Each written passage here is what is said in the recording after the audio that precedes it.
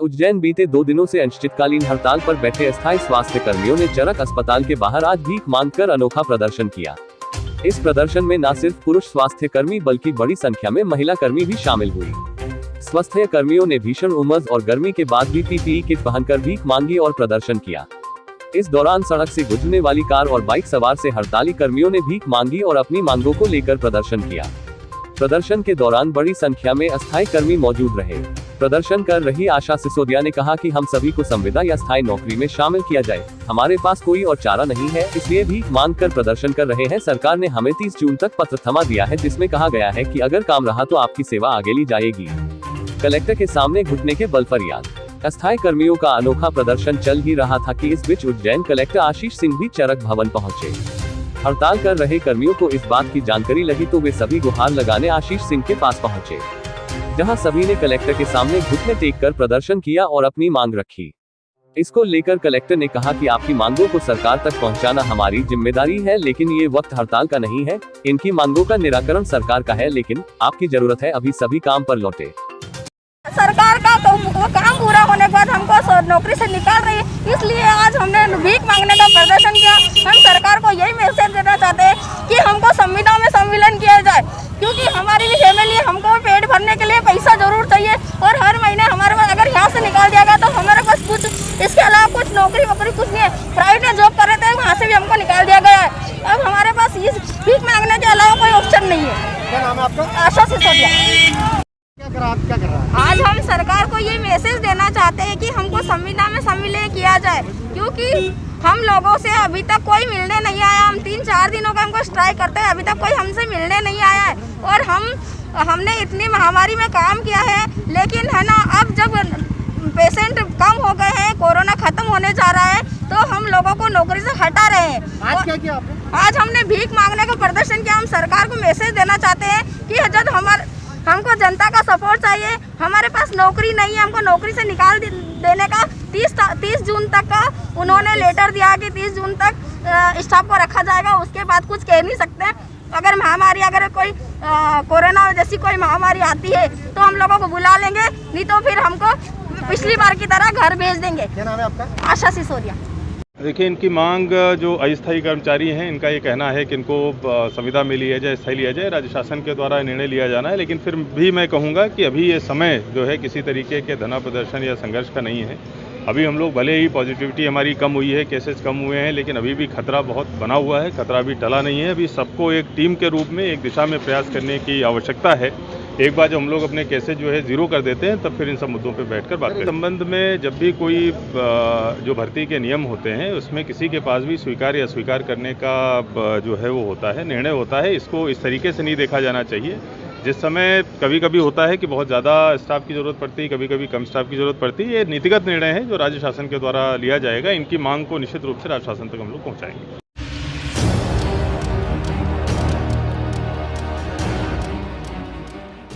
महामारी के दौर में जीवनदान देने वालों से यह व्यवहार ठीक नहीं। कैबिनेट मंत्री मोहन यादव ने अस्थायी कर्मियों से कहा, जरूरत थी इसलिए काम करने आए हैं, कोई किसी को जबरदस्ती थोड़ी ना लगाता है। उज्जैन प्रदेश भर में कोरोना को लेकर स्वास्थ्य सेवाएं पहले से ही चरमराई हुई है। स्टाफ की कमी, कोरोना और नई भर्तियों पर लगी पाबंदी ने अस्पताल की व्यवस्थाओं को और बिगाड़ दिया था।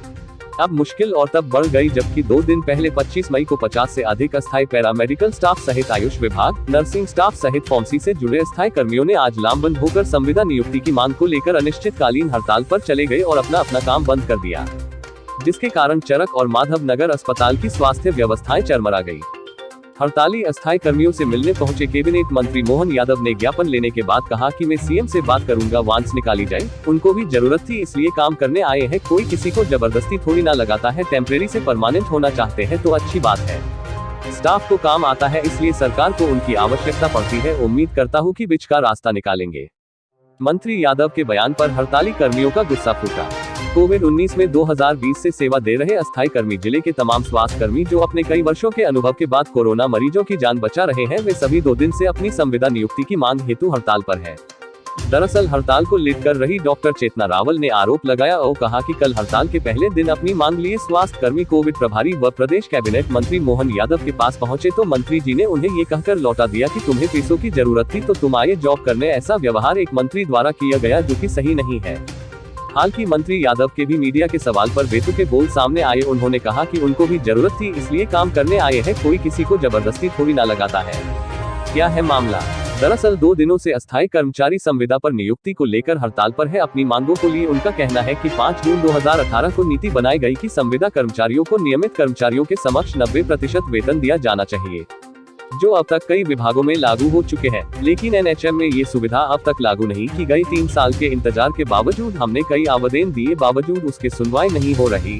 हम प्रदेश में 19,000 संविदा स्वास्थ्य कर्मचारी है व जिले में 500 के करीब है। हमारे साथ अस्थायी कर्मचारी भी है जो लगातार कोविड सेंटर में सेवा दे रहे हैं।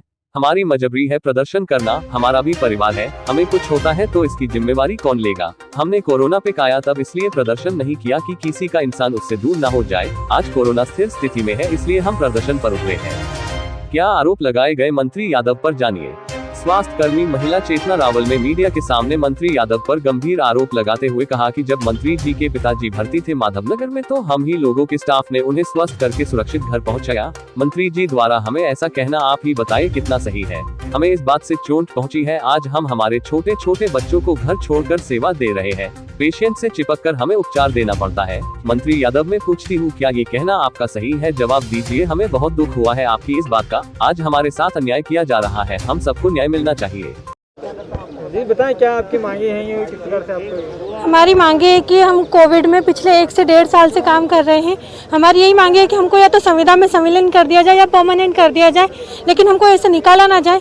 हमारे मंत्री जो है मोहन यादव, उन्होंने कल बताया कि हमको ज़रूरत थी तो हम जॉब करने आए, हमको पैसों की ज़रूरत थी, लेकिन ये बात गलत है। उनके पापा जो एडमिट थे पिछले 1 या 1.5 महीने पहले, वहाँ माधवनगर स्टाफ ने उनको सही करके घर पहुँचाया। तो क्या उनको ऐसी बात बोलनी चाहिए? मैं मंत्री जी से सवाल करती हूँ कि उनको ऐसा बोलना चाहिए क्या? गलत है ना ये तो। हमने कोविड में मतलब पेशेंट से चिपक कर उनकी सेवा करी और उन्होंने आज ऐसा बोला, हमको कितना दर्द हुआ होगा इस चीज़ का। हम अपने छोटे छोटे बच्चों परिवार को छोड़कर यहाँ ड्यूटी कर रहे हैं अपनी जान की परवाह किए बिना, और आज हमको मतलब ऐसा कुछ सुनने को मिलेगा तो हमको कितना दर्द होगा। कल भी पेपर वो आया है कि बीएससी जो इंटर्नशिप स्टाफ है उनको 35,000 सैलरी दी जाएगी और हमको 20,000 और हमको धक्का देके निकाल रहे हैं। क्यों? क्योंकि वो विदाउट रजिस्ट्रेशन है और हम ट्रेनिंग स्टाफ है, हमारा रजिस्ट्रेशन है। कोई 7-7, 8-8 साल हम ट्रेनिंग करके आए कोई हॉस्पिटल में, तो हमको 20,000 मिलनी चाहिए और जो स्टूडेंट है उनको 35,000 सैलरी दे रहे हैं। चेतना रावल। ये अच्छा उनका सुझाव है। हम भी इस दिशा में मैं प्रशासन से बात करूंगा कि वो योग्य तरीके से, माननीय मुख्यमंत्री जी ने वैसे वार्ड से निकालने कहा है। नर्सिंग स्टाफ, पैरामेडिकल कई भर्ती हुई है, क्रमशः इनकी भर्ती भी होती जाएगी। देखिए एक बात है कि उनको भी ज़रूरत थी इसलिए काम करना है, कोई किसी को ज़बरदस्ती थोड़ी लगाता है। तो ये बात सही है कि टेम्परेरी से परमानेंट होना चाहते हैं, वो अच्छी बात है। लेकिन सरकार और पैरामेडिकल स्टाफ या ट्रेनिंग स्टाफ, जिसको नर्स की और अन्य को ट्रेनिंग होगी, उनको अपने काम का हुनर आता है, इसलिए समाज में उनकी आवश्यकता पड़ती है, सरकार की आवश्यकता पड़ती है। मैं उम्मीद करता हूं कि बीच का रास्ता निकालेंगे।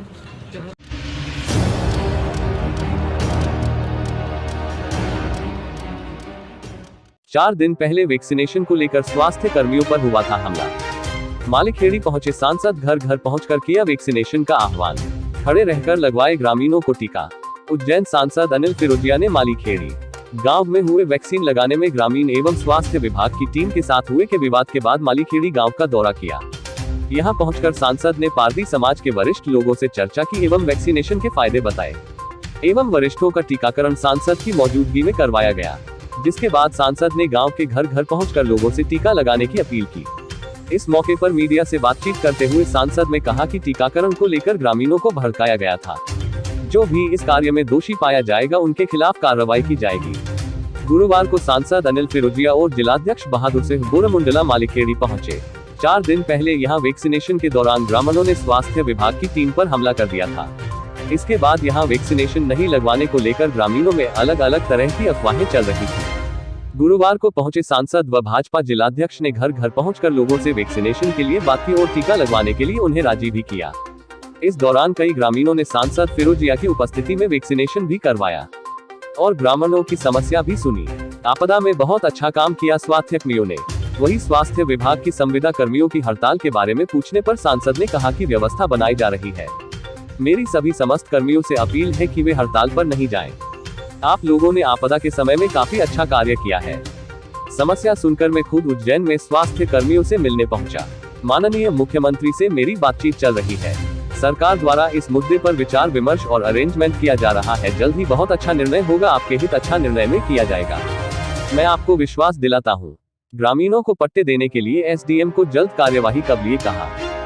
गांव पहुंचे सांसद के सामने जब ग्रामीणों व सरपंच ने पट्टे की बात रखी तो सांसद फिरोजिया ने तत्काल एसडीएम आशुतोष गोस्वामी को पट्टे की कार्यवाही शीघ्र पूरा करने के निर्देश दिए। सभी वरिष्ठ नेतागण और एसडीएम साहब, एसडीओपी साहब, बीएमओ और यहाँ पे उपस्थित सभी मेरे बुजुर्ग जन, आशीर्वाद दाता, युवा साथियों, अभी कुछ दिन पहले की बात है कि यहाँ पे मालीखेड़ी में वैक्सीन को लगाने के कारण थोड़ा विवाद हुआ और माहौल ऐसा बन गया कि जैसे बहुत बड़ी बात हो गई। पर हम जब तय पे गए तो मामला कुछ और ही निकला, गलतफहमी निकली। और वास्तव में बहादुर सिंह जी जो बात कह रहे थे वो बिल्कुल सालाना सच है कि विश्व के वैज्ञानिकों ने और विश्व के बड़े बड़े डॉक्टरों ने ये बोला है कि अगर आपने 2 टीके लगा लिए तो आपको कोरोना ज़्यादा संक्रमित नहीं करेगा, आप सुरक्षित रहेंगे। पहली लहर आई थी, हमने सबने भुगता, और दूसरी लहर आई तो उससे और ज़्यादा नुकसान हुआ।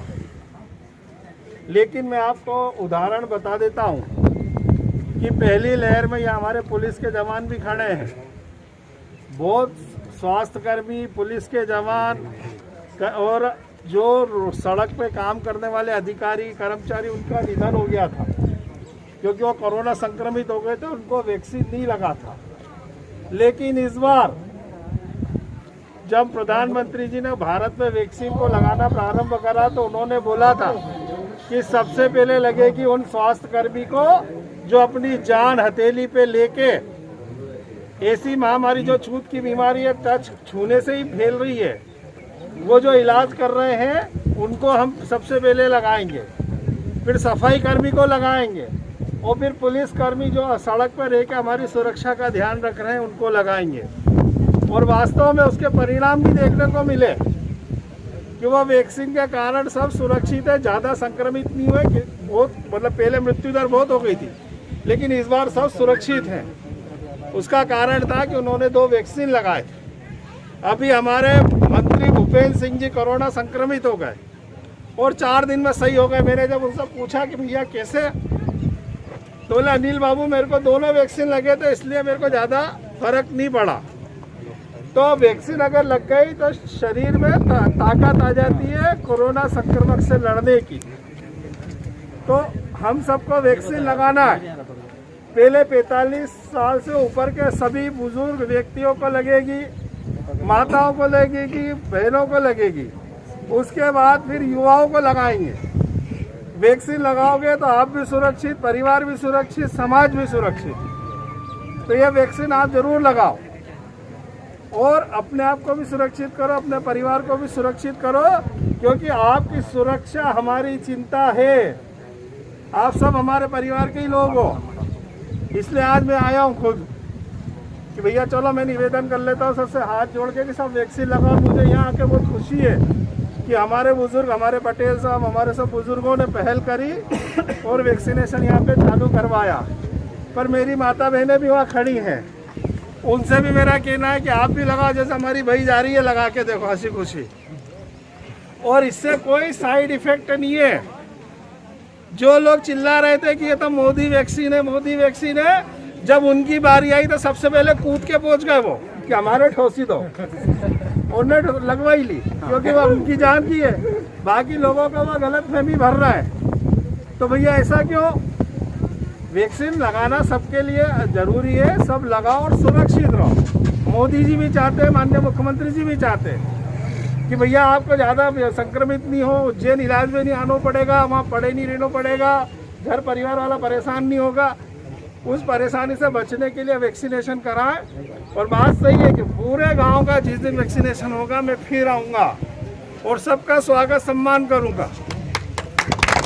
और आज लगभग 150 वैक्सीन यहाँ लगना है, तो सभी मेरा पटेल बा आपसे भी बुजुर्गों से भी निवेदन है और मैं भी अभी करूँगा यहाँ सबसे निवेदन जा जाके कि सब वैक्सीनेशन लगा के सुरक्षित हो। बहुत बहुत धन्यवाद। बढ़िया बधाई।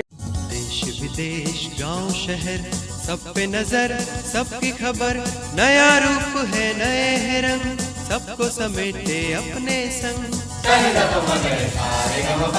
आपका अपना शहर का सपना दैनिक अवंतिका, दैनिक अवंतिका, दैनिक अवंतिका। राजनीति फिल्मी बातें सब कुछ ही हम इसमें पाते, घर होटल ऑफिस या दफ्तर, क्लर्क प्यून या हो फिर अफसर, सबका चहेता सबका प्यारा दैनिक